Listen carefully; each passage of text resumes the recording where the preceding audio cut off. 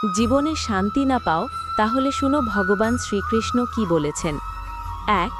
জীবনে লক্ষ্য স্থির রাখা আবশ্যক, কারণ লক্ষ্যহীন জীবন মানুষকে ভুল পথে চালিত করে। ২. লোভ, হিংসা পরম শত্রু, যার উপর নিয়ন্ত্রণ না থাকলে মানুষের মৃত্যু অনিবার্য। ৩.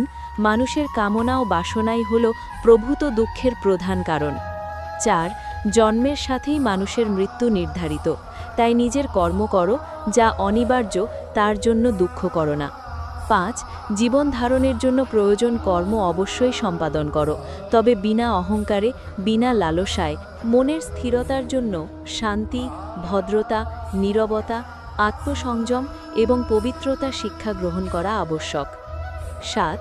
স্বধ্বংস এবং নরকের ৩টি দরজা রয়েছে: কাম, ক্রোধ ও লোভ। ৮.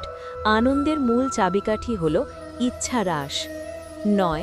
সুখ একটি মনের অবস্থা, যার বাহ্যিক বিশ্বের সাথে কোনো সম্পর্ক নেই। ১০.